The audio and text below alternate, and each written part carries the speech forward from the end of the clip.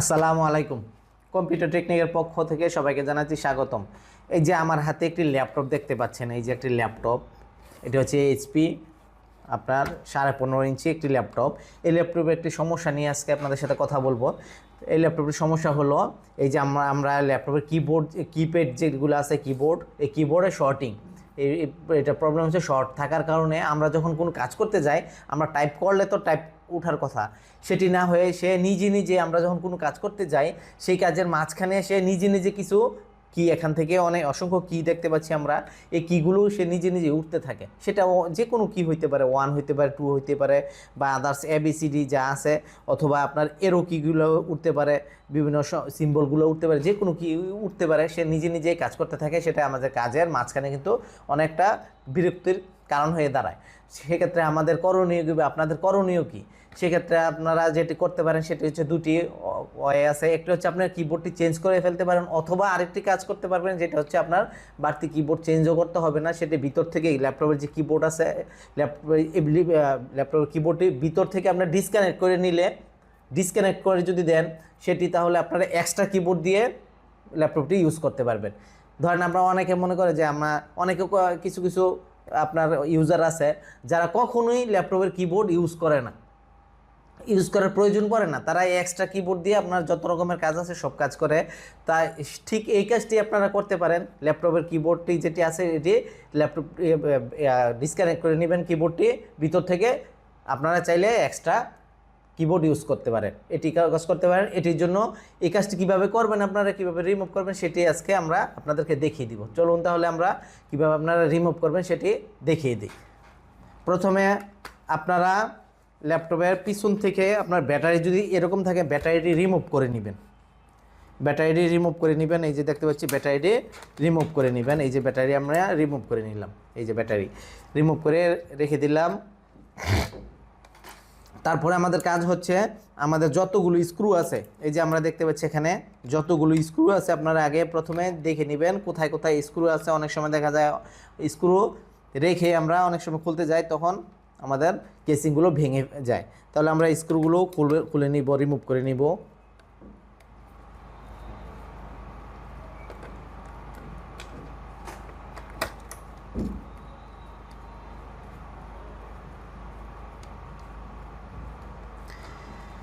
আপনাদের যদি আমার এই ভিডিও করা থেকে যদি আপনারা নিজে থেকে করতে পারেন, ভালো চেষ্টা করবেন নিজে থেকে করার জন্য। যদি না পারেন সেক্ষেত্রে আমাদের কাছে আসলে আমরা আপনার এই সমস্যাটির সমাধান করে দেওয়ার চেষ্টা করব। আর আমার এই ভিডিও করার উদ্দেশ্য হচ্ছে আপনারা নিজেরাই যেন এই কাজটি আপনারা করতে পারেন।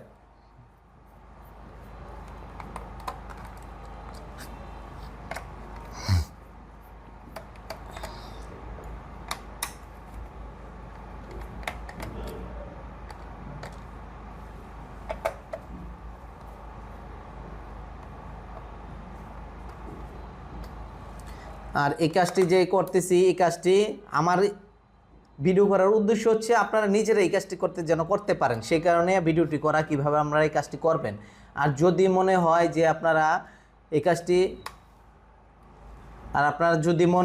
এই কাজটি আপনারা করতে পারবেন না, সেক্ষেত্রে কিন্তু যে কোনো দোকানে গেলে কিন্তু আপনার বাড়তি একটা মোটা অঙ্কের টাকা গুনতে হয়। সেক্ষেত্রে সেটা কত টাকা, সেটা দোকানে গেলে আসলে বোঝা যাবে যে কত টাকা নেয়। কিন্তু মিনিমাম আপনার 500 থেকে 1000 টাকা লাগবে শুধু এই কাজটি করে দেওয়ার জন্য। মিনিমাম 500 টাকা থেকে 1000 টাকায় সেটা যে কোনো দোকানদার নিতেই পারে, সেটা দাবি করতে পারে। যে কাজটা, এটা টেকনিশিয়ান যেহেতু কাজ, এটা খুব সেন্সিটিভ কাজ। স্ক্রুগুলো খোলার পর আমাদের কাজ হবে, আমরা এখান থেকে যদি ডিভিডি থেকে থাকে সেক্ষেত্রে আমরা ডিভিডিগুলো, এই যে আমাদের স্ক্রুগুলো কিন্তু খোলা শেষ। স্ক্রু খোলার পরে আমরা দেখব হচ্ছে, আমাদের এখানে খুব ভালোভাবে দেখে নিব আমরা স্ক্রুগুলো সবগুলো খোলা হয়েছে কিনা। তারপর আমাদের কাজ হবে, যদি ডিভিডি থাকে সেখান থেকে ডিভিডিটি রিমুভ করে ফেলা। এই যে আমরা দেখতে পাচ্ছি এখানে ডিভিডি, এই ডিভিডিটি আমরা রিমুভ করে ফেলবো। এই যে রিমুভ করে রেখে দিব। রেখার পরে আমরা এখানে ব্যাটারি যদি এক্সটার্নাল থাকে, অনেক ল্যাপটপের আপডেট যে ল্যাপটপগুলো আছে সেগুলো ল্যাপটপ ব্যাটারি কিন্তু ইন্টারনাল থাকে, ভিতরে থাকে। আমরা যদি এক্সটার্নাল থাকে তাহলে আমরা ব্যাটারিটি রিমুভ করে নিব। এই যে ব্যাটারিটি আমরা খুলে নিলাম, ব্যাটারিটিও রেখে দিব। রাখার পরে আমাদের এখানে যে স্ক্রু থাকে সব স্ক্রু আমি রিমুভ করে ফেলেছি। রিমুভের পরে আমরা দেখব, আমরা এখান থেকে চেষ্টা করব ল্যাপটপটি কেসিংটি খোলার জন্য প্রথমে এই ল্যাপটপটি এরকম যদি ক্যাটাগরির হয়ে থাকে সেক্ষেত্রে আমাদের প্রথমে এরকম একটি টুলস লাগবে আপনাদের। এই যে পাতলা সরু দেখেন এখানে দুইটা মাথায় পাতলা, এগুলো মূলত মোবাইলের ডিসপ্লে খোলার জন্য কাজে লাগে খুব বেশি। আমরা এখানে এই যে এভাবে হালকা করে এখানে আমরা যদি দেখাই, এই যে সাইড থেকে আমরা এভাবে প্রেস করে নিব, এই যে প্রেস করে নিব হালকা, এইভাবে প্রেস করে আমাদের হাতের সাপোর্ট রাখবেন। এই যে আমরা এভাবে চেষ্টা করব, এই যে এই হালকা করে এই গার্ডগুলো এখানে যে লকগুলো আছে লাগানো, সেই লকগুলো পার্টগুলো আলাদা করার জন্য আমরা এটার সাপোর্ট, এই টুলসটির সাপোর্ট নিব। আবার অনেক ল্যাপটপ আছে আপনার ইজিলি হয়ে যায়, আবার কিছু ল্যাপটপ আছে খুবই হার্ডলি থাকে, এটা কিন্তু খুব স্মুথলি উঠে যাচ্ছে, রিমুভ হয়ে যাচ্ছে। এই যে তারপরে আমরা এইভাবে করে নিব, চতুর্দিক থেকে সমানভাবে করবেন যেন কোনো দিকে সমান, চতুর্দিকে আমরা সমানভাবে, এই যে চতুর্দিকে আমরা সমানভাবে রিমুভ করার পরে আমরা এভাবে উল্টিয়ে নিব। এই বিশেষ করে এই মডেলটি অনেকগুলো আছে আপনার কিবোর্ডের উপর থেকে আপনার রিমুভ করতে হয় কিবোর্ড, আর অনেকগুলো আছে পিছন থেকে, মানে ল্যাপটপের যেই আমরা বসাই সেই পিছন দিক থেকে আমরা এটা এই যে এভাবে আমরা চতুর্দিকে রিমুভ করে নিব পুরো কেসিংটি। এক ল্যাপটপের কিন্তু এক রকম, সবগুলো আবার গুলিয়ে ফেললে হবে না, যে আমার ভিডিও দেখছি এরকম আপনার মডেল দেখে নেবেন কোন মডেলের কীরকম। এই যে এটা করার পরে আমাদের অলরেডি আমরা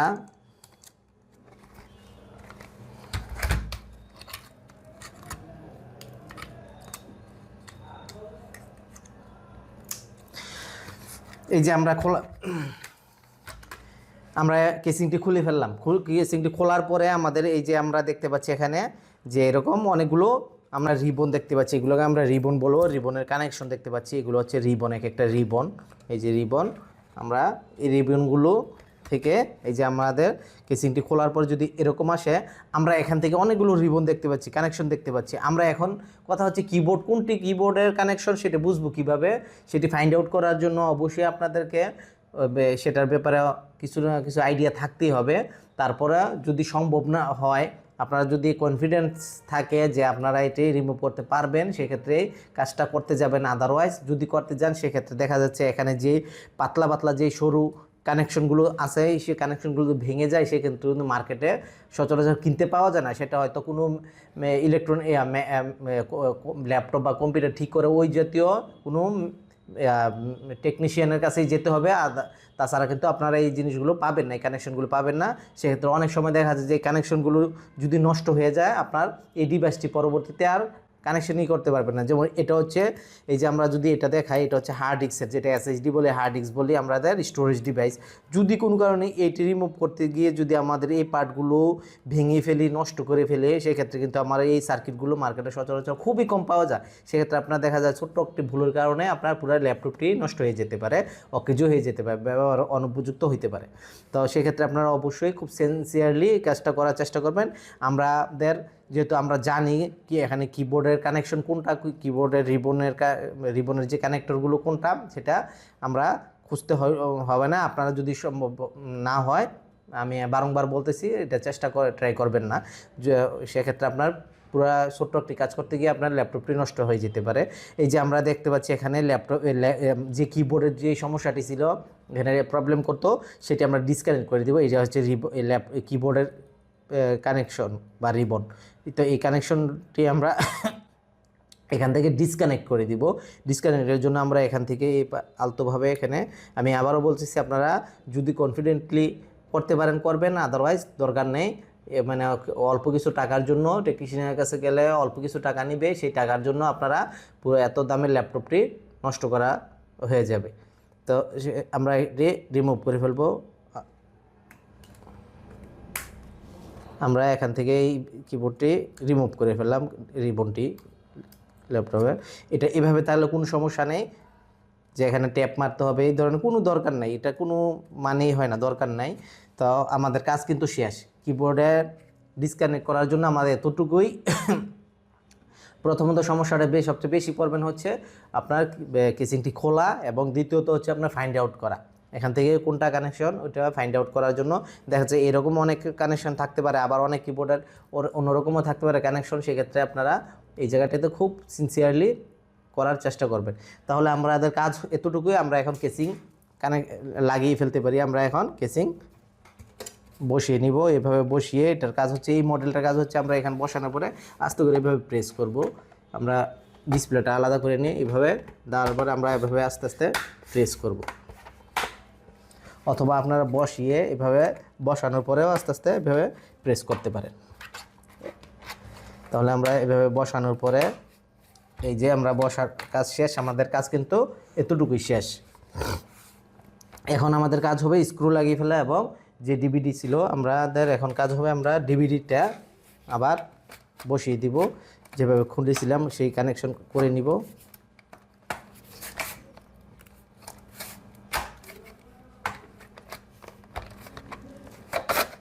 এই যে আমরা ডিভিডি ইনসার্ট করে নিলাম। তারপরে আমরা এখান থেকে ব্যাটারি লাগানোর আগে আমাদের স্ক্রুগুলো লাগিয়ে নিব আগে। এই যে সেম টু যেভাবে আমরা স্ক্রু খুলেছেন ঠিক সেভাবে আমরা আবার স্ক্রুগুলো লাগিয়ে দিব। কাজ কিন্তু এতটুকুই। আশা করি আপনারা চেষ্টা করলে পারবেন এবং অবশ্যই চেষ্টা করবেন, কিন্তু কনফিডেন্স না থাকলে কিন্তু আপনারা কাজটি করার চেষ্টা করবেন না। শুধু অল্প কিছু টাকা সেভিংয়ের জন্য আপনার এত দামের শখের ল্যাপটপটি কিন্তু নষ্ট হয়ে যেতে পারে।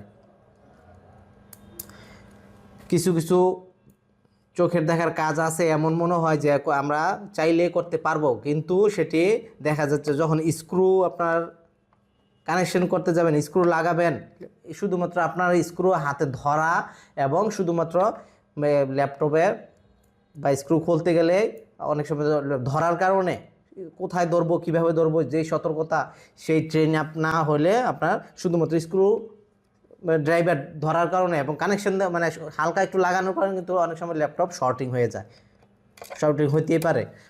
সুতরাং সাবধান, আপনারা চেষ্টা করুন এবং না পারলে আমাদের সাথে যোগাযোগ করতে পারেন। এবং আমি একটু অ্যাড করে নিই, সেটি হচ্ছে আপনার ল্যাপটপ বা পিসি সংক্রান্ত যতদূর আপনাদের যে সমস্যাগুলো পড়েন, উইন্ডোজ সংক্রান্ত আপডেট দেওয়া, এরপর সফটওয়্যার সংক্রান্ত এবং হার্ডওয়্যার ইস্যু নিয়ে যদি কোনো সমস্যা থাকে সেক্ষেত্রে আমাদের সাথে যোগাযোগ করলে আমরা চেষ্টা করব আপনার সমস্যাটি সলভ করে দেওয়ার জন্য। এবং সাথে আপনার আইফোনের যত রকমের লক, আইডি সংক্রান্ত আপডেট দেওয়া, রিস্টোর করা এই জাতীয় কাজ থাকে, সেক্ষেত্রেও আমাদের সাথে যোগাযোগ করতে পারেন। ধন্যবাদ, সবাই ভালো থাকবেন।